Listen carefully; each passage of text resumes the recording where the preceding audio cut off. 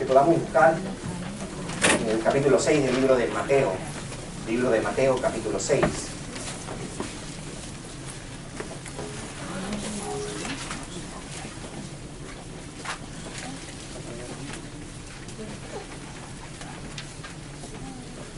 Vamos a buscar el versículo 9 y vamos a leer el 9 y el 10. Libro de Mateo, capítulo 6, versículo 9 y 10.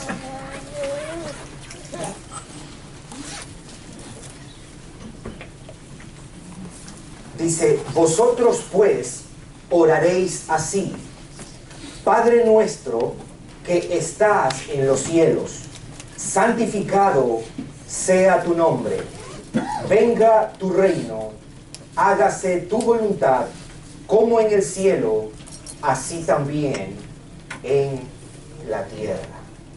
Hágase tu voluntad como en el cielo, así también en la tierra.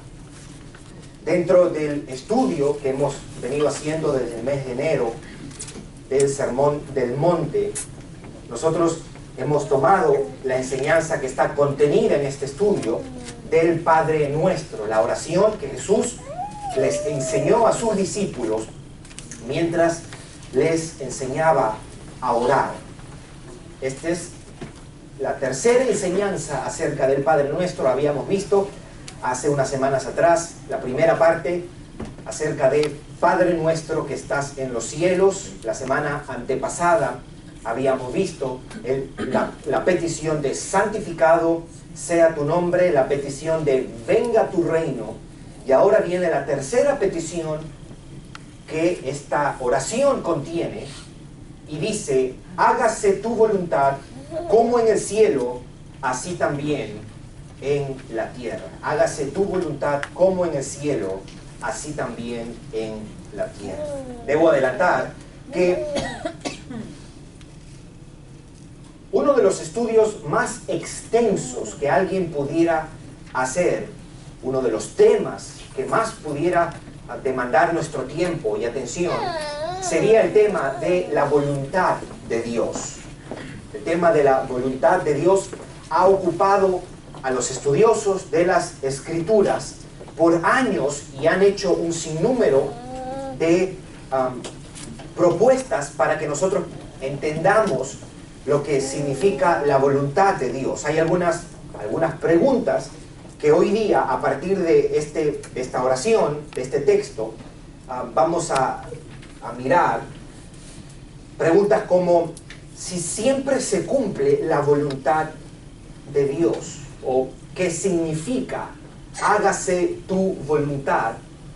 O también la pregunta que muchos cristianos en ocasiones nos hacemos cuando decimos: ¿cuál será la voluntad de Dios? O ¿por qué yo tengo que orar así? ¿Por qué es que un cristiano tiene que orar: hágase tu voluntad, así en la tierra como en el cielo? Ahora, solamente para darle una breve idea de cuál ha sido por años las maneras como se ha dividido o se ha categorizado lo que es la voluntad de Dios. Hay algunos que hacen una distinción, o se hacen varias distinciones acerca de esto que es la voluntad de Dios. Algunos reconocen una voluntad permisiva de Dios y otros una voluntad perfecta de Dios. Este tipo de distinción entre voluntad permisiva y voluntad perfecta de Dios se puede prestar para malos entendidos y confusiones, porque hay veces se proyecta la noción de que la voluntad permisiva es algo que Dios tiene que aceptar y que no necesariamente está en su voluntad, y la voluntad perfecta es lo que Dios sí quiere hacer. Es como que la voluntad permisiva es lo que Dios nunca quiso y la voluntad perfecta es lo que Dios sí quiso, y eso puede ser un error, porque al final, sea que Dios permita las cosas, sigue siendo su voluntad. Otra manera de mirar o estudiar la voluntad de Dios desde las Escrituras es lo que se conoce como la voluntad absoluta y la voluntad condicional de Dios. La voluntad absoluta es la que se cumple, la voluntad condicional es la que está condicionada, valga la redundancia. Otra manera de estudiar o hacer la distinción en lo que es la voluntad de Dios, se utiliza estas dos palabras entre voluntad preceptiva y voluntad decretiva. Hoy día vamos a usar la distinción más sencilla y más común para el efecto de este estudio, de lo que Jesús le enseña a sus discípulos en esta oración de hágase tu voluntad como en el cielo, así también en la tierra. La distinción más práctica, quizás, o más sencilla que se puede desprender de las Escrituras es lo que se conoce como la voluntad revelada de Dios y la voluntad secreta de Dios, y yo lo voy a explicar ahora eso para este estudio. ¿Qué es la voluntad revelada de Dios? La voluntad revelada tiene que ver con los mandamientos de Dios o con su voluntad escrita, o en otras palabras, con la palabra de Dios. La voluntad revelada es lo que Dios ha revelado en su palabra. Y eso es lo que nosotros debemos obedecer, hacer o cumplir. Escuchen lo que Jesús decía acerca de la voluntad de Dios. Porque todo el que hace la voluntad de Dios, ese es mi hermano y mi hermana y mi madre. Ahí está utilizando la palabra voluntad y la palabra hacer. En otras palabras, que nosotros hacemos la voluntad de Dios o nosotros cumplimos la voluntad de Dios revelada en su palabra, revelada en las Escrituras. Pablo le dice a los siervos que cuando ustedes sirvan, háganlo de corazón haciendo la voluntad de Dios. El libro de Primera de Juan dice: el mundo pasa y sus deseos, pero el que hace la voluntad de Dios permanece para siempre. Ahí está nuevamente la palabra voluntad en el sentido de que es la voluntad revelada y nosotros debemos cumplir, hacer u obedecer esa voluntad que es la voluntad de Dios. Otra manera también lo decía el apóstol Pedro, que dice que ya no debemos vivir para las pasiones humanas, sino para la voluntad de Dios. El texto quizás más predominante en el Nuevo Testamento es lo que Pablo le dijo a los tesalonicenses. Porque hay veces, yo creo que con buenas intenciones, ¿ok?, los cristianos nos preguntamos, ¿cuál será la voluntad de Dios para mi vida? Pero hay un problema, que las Escrituras ya lo han dicho. Ya las Escrituras han dicho cuál es la voluntad de Dios. Pablo lo dijo a Timoteo: pues la voluntad de Dios es vuestra santificación, que os apartéis de fornicación. En otras palabras, Pablo le está diciendo, la voluntad de Dios para el creyente es que el creyente camine en santidad. Eso es la voluntad revelada, la palabra de Dios, sus mandamientos, su palabra. La otra distinción es la voluntad secreta de Dios. Una es la voluntad revelada, la otra es la voluntad secreta. ¿Cómo que la voluntad secreta? La voluntad secreta tiene que ver con los propósitos eternos de Dios, con los decretos sabios de Dios o con la voluntad soberana de Dios. ¿Y por qué se le llama voluntad secreta de Dios? Porque ni usted ni yo sabemos qué es lo que Dios hará mañana. O sabemos y lo vamos a llegar a ver, pero no sabemos por qué Dios lo ha hecho o por qué Dios ha permitido ciertas cosas. Seguramente a usted le ha pasado, y usted es un creyente que ama al Señor y que ha vivido, ha experimentado circunstancias difíciles y adversas, y usted sabe que el Señor está en control, pero usted no sabe lo que el Señor está haciendo a través de esas circunstancias. John Piper dice: en ocasiones podemos entender que Dios está haciendo una cosa, pero en realidad hay veces cuando nosotros vemos que Dios hace una cosa, Dios está haciendo 5,000 otras cosas, porque Dios está obrando sus decretos sabios, sus propósitos eternos o su voluntad soberana. A diferencia de la voluntad revelada, que es una voluntad escrita, esta voluntad es secreta, porque escuchen lo que dicen los apóstoles, Pedro, Pablo, cuando escriben acerca de esto. Pedro dijo, porque mejor es que padezcáis haciendo el bien, si la voluntad de Dios así lo quiere. Es mejor padecer haciendo el bien, si la voluntad de Dios así lo quiere. 1 Pedro 3:17. Esto para algunos cristianos es perturbador. Ese texto me está diciendo que hay veces es la voluntad de Dios que usted padezca. Yes. Porque mejor es que padezcáis haciendo el bien, si la voluntad de Dios así lo quiere, que haciendo el mal. Pablo le dijo a los romanos que si era la voluntad de Dios, él iba a viajar a visitarlos.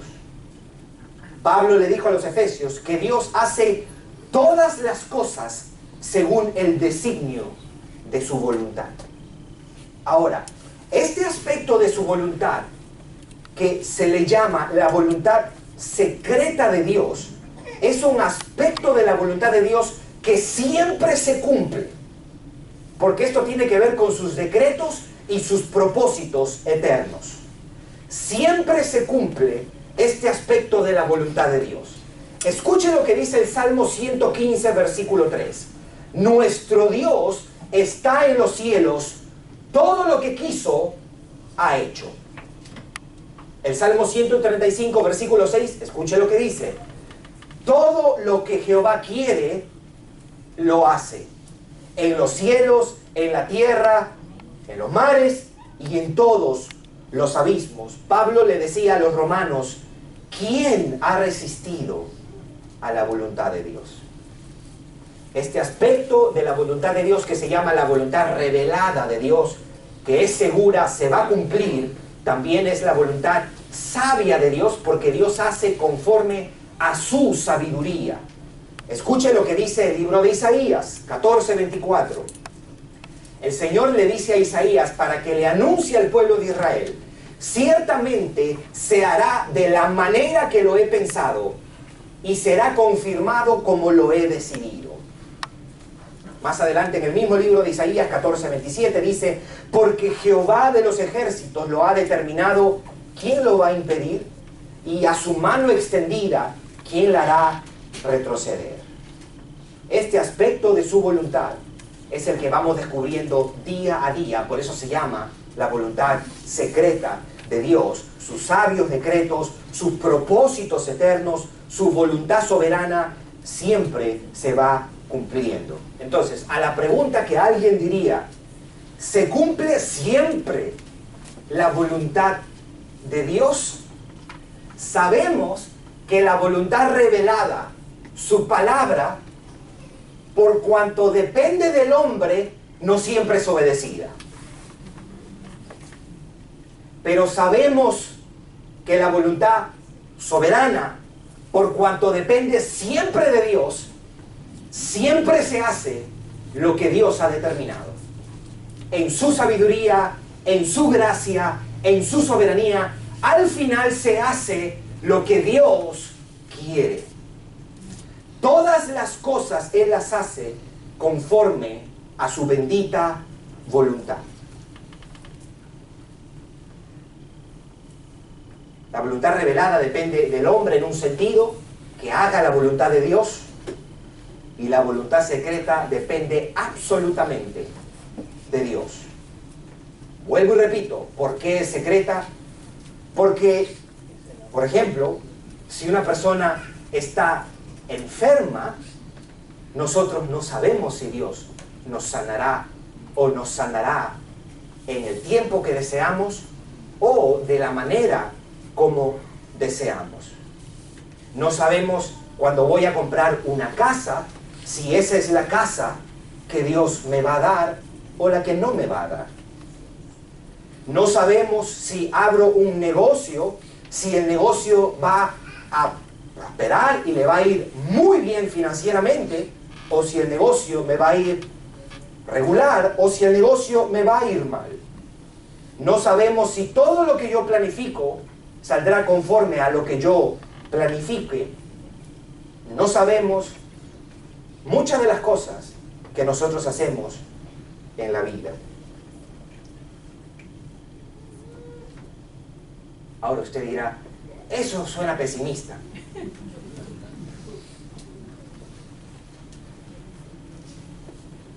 Durante el tiempo de Santiago, había algunos cristianos, muy parecidos a los cristianos de este tiempo, que decían, yo declaro que mañana me va a ir espectacular. Yo decreto que mañana me va a ir bien. Escuche lo que decía Santiago. Vamos ahora, los que decís, hoy y mañana iremos a tal ciudad y estaremos allá un año y haremos negocio y ganaremos. Eso no es nuevo, lo del decretar y... ¿Ok? Esto ya lo había en el tiempo de... Y él decía, cuando tú no sabes lo que será mañana. Porque ¿qué es vuestra vida? Ciertamente es neblina que aparece por un poco de tiempo y luego se desvanece. En lugar de lo cual deberías decir, si el Señor quiere, viviremos y haremos esto o aquellos. Qué pesimista era Santiago, ¿eh? Qué pesimista, porque uno quiere, vamos, no, hay que declarar que nos va a ir bien. No, hay que declarar, si Dios quiere, será como Dios quiere. Si Dios quiere, se hará esto. Si Dios no quiere, usted puede mover cielo y tierra. El único que hace lo que Él quiere, en este universo hay espacio para un solo Dios. Por eso es que Lutero le reclamaba a Melanchthon, a su discípulo, y le decía, ¿por qué te afanas? ¿Eres acaso tú soberano? Mejor deja a aquel que ha creado todo esto que se ocupe de esto. Hágase tu voluntad, como en el cielo, así también en la tierra. Ahora, ese texto, esa pequeña cláusula, nos ayuda a entender un poquito más acerca de este hágase tu voluntad, porque le añade y le dice, como en el cielo, así también en la tierra. Y para que lo podamos mirar juntos, le voy a pedir que usted vaya al libro de Salmos, capítulo 103, en el versículo 19. Salmos, capítulo 103, en el versículo 19. Porque Jesús les enseña y les dice a los discípulos, hágase tu voluntad como en el cielo, así también en la tierra. Hemos visto que hay una voluntad revelada de Dios, que es su palabra, las escrituras, su palabra escrita, y está la voluntad secreta, la que tiene que ver con sus decretos sabios, sus propósitos eternos, su voluntad soberana. ¿A qué se refiere cuando Jesús dice, hágase tu voluntad como en el cielo, así también en la tierra? El Salmo 103 nos da bastante luz al respecto. El versículo 19, escuche lo que dice. Jehová estableció en los cielos su trono, y su reino, ¿qué dice ahí? Escuche, cuando la palabra de Dios dice su reino domina, eso quiere decir su reino gobierna, su reino controla todo lo que sucede en su creación. Versículo 20. Bendecid a Jehová, vosotros sus ángeles, poderosos en fortaleza, que ejecutáis su palabra, obedeciendo a la voz de su precepto o a tus mandatos. Versículo 21. Bendecid a Jehová, vosotros todos sus ejércitos, ministros suyos, está hablando de los ángeles, que hacéis su voluntad. Versículo 22, bendecid a Jehová, vosotras todas sus obras. Aquí lo que está diciendo es que no solamente sus criaturas, los seres humanos, cumplen y hacen su voluntad, toda su creación, los cielos, la tierra, los mares, el clima, todo está bajo el gobierno soberano de Dios y siempre se hace como Él quiere. Versículo 22 dice, bendecid a Jehová, vosotras todas sus obras, en todos los lugares, ¿de qué? de su señorío o de su control, de su reino, de su gobierno. Bendice, alma mía, a Jehová. ¿Qué estoy orando cuando yo digo, santificado sea tu nombre, venga tu reino, hágase tu voluntad, como en el cielo, así también en la tierra? Debemos pensar en ambas cosas, su voluntad revelada y su voluntad secreta. La primera es desear que los hombres hagan tu voluntad. Señor, que se haga tu voluntad en mi casa, que en mi casa se obedezca a tus preceptos, a tus mandatos, a lo que ya tú nos has revelado. Que en todo lugar donde yo vaya, que los hombres vivan para ti, que los hombres te obedezcan, que los hombres crezcan en santidad. Es por eso que un padre y una madre de familia debe procurar que eso sea una realidad. Número uno, que se haga tu voluntad, que se obedezca. Pero número dos también, es una declaración de confianza de la voluntad soberana de Dios. En otras palabras, anhelamos que los hombres obedezcan a la voluntad de Dios y abrazamos la voluntad soberana de Dios o sus propósitos eternos.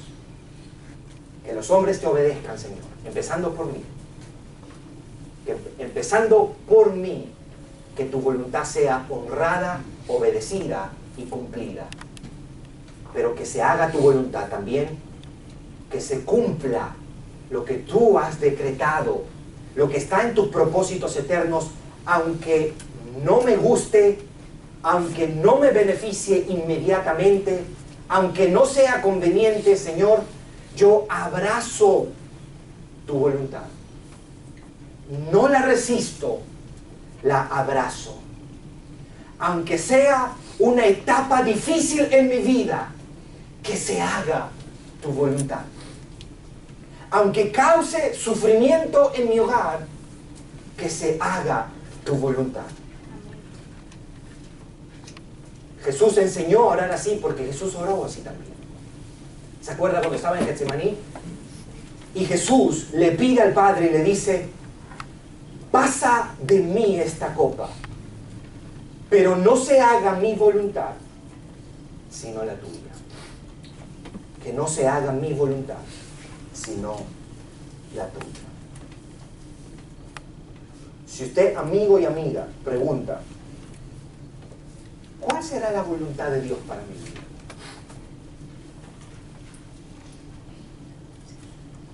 La voluntad de Dios para su vida es que usted se convierta, que usted sea salvo y que usted venga al conocimiento de la verdad, que usted reciba el perdón de sus pecados, que usted se reconcilie con Dios y que usted reciba el regalo de la vida eterna. Dios quiere que todos los hombres sean salvos y vengan al conocimiento de la voluntad. Es en vano, amigo y amiga, querer averiguar cuál es la voluntad de Dios o cuál es su destino, si el propósito más importante no se ha cumplido, y es la salvación de su alma. Y si usted como creyente diría, ok, pero ¿cuál será la voluntad? Ya soy salvo, estoy en Cristo, me he arrepentido de mis pecados, he puesto mi confianza en Cristo para salvación y para vivir la vida cristiana. ¿Cuál es la voluntad de Dios? La voluntad de Dios es que usted crezca en santidad. La voluntad de Dios es vuestra santificación. El propósito de Dios para usted y para mí como creyentes es que Él, como le dijo Pablo a los romanos, que nos escogió y nos predestinó para que fuésemos hechos conformes a la imagen de su Hijo. ¿Usted sabe cuál es el propósito de Dios para su vida? Que el carácter de Jesucristo sea formado en usted. Dios está más interesado en formar la imagen de su Hijo en nosotros que en darnos un trabajo donde ganemos más. Dios está más interesado en un creyente de formar el carácter cristiano que en que a usted le vaya bien financieramente, familiarmente, socialmente o cualquiera otra de las áreas o aspectos terrenales de la experiencia humana. Dios desea formar el carácter de su Hijo en nosotros. ¿Y sabe algo? Dios va a usar muchas veces circunstancias que no son cómodas. Pedro decía que la fe se prueba, es como el oro, que se prueba con fuego. El carácter de su Hijo no es formado en la abundancia. El carácter de su Hijo no es formado cuando usted todo le está yendo bien. El carácter cristiano es formado, al contrario, cuando usted está en horno de aflicción. Usted sabía que eso era lo que decía Charles Spurgeon, el predicador inglés de los 1800. En su oficina tenía un tablero que decía: nacido para el horno de aflicción. Muy distinto a todo lo puedo en Cristo que me fortalece. Él se recordaba constantemente. ¿Sabe por qué? Porque no es que la aflicción y el sufrimiento y las dificultades, las tribulaciones sean un fin y una meta en sí. La meta de Dios es formar el carácter de su Hijo en nosotros. Y Él va a usar las dificultades, las tribulaciones y las adversidades. Es por eso que Pedro decía: es mejor que usted padezca haciendo el bien si la voluntad de Dios así lo quiere. Por su bendita gracia, porque Dios es un Dios bueno, Él va a permitir en ocasiones que usted y yo padezcamos. Es lo opuesto a lo que un niño pudiera pensar de su papá. ¿Por qué no me dejas tirarme del tercer piso, papá? Porque te vas a romper algo. ¡Qué malo eres tú, papá! ¡Qué malo eres tú, papá! ¿Por qué tú quieres que yo coma esta sopa? Porque es para tu bien.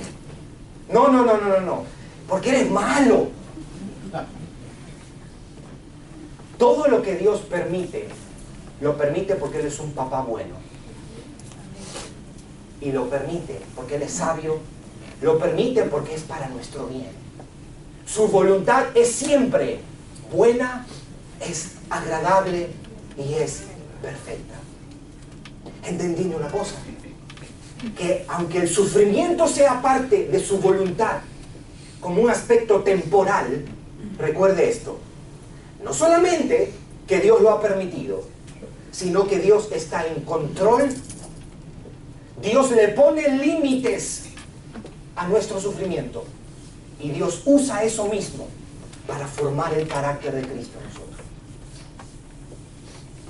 Estas tribulaciones del tiempo presente no son comparables con la gloria venidera que nosotros ha de manifestarse. Hágase tu voluntad, como en el cielo, así también en la tierra. El rey David decía: el hacer tu voluntad, Dios mío, me ha agradado. Sea que Dios nos pida hacer algo a través de su voluntad revelada o a través de su palabra, o sea que Dios traiga algo a nuestras vidas o permita algo en nuestras vidas, sigue siendo su buena voluntad, su voluntad perfecta, y sigue siendo para nuestro bien. Y el creyente debe orar: hágase tu voluntad, así en el cielo como en la tierra. Habíamos empezado con la primera parte del Padre Nuestro, y con esto quiero concluir. La primera parte del Padre Nuestro empieza de esta manera: Padre nuestro que estás en los cielos, santificado sea tu nombre. Venga tu reino, hágase tu voluntad, como en el cielo, así también en la tierra. Yo quiero que usted piense en esto. Esta es la manera como Jesús le está enseñando a sus discípulos a orar. Cuando ustedes oren, oren de esta manera. La primera petición, que tu nombre sea santificado. La segunda petición, que tu reino se manifieste completa, absoluta y visiblemente en este tiempo. Y número 3, que se haga tu voluntad. ¿Usted se está dando cuenta que esto está enfocado solamente en Dios? Que no es, Señor, que mi nombre sea reconocido. Que la gente sepa que yo soy un cristiano genuino. Que se haga como yo quiero y que mi voluntad siempre se cumpla.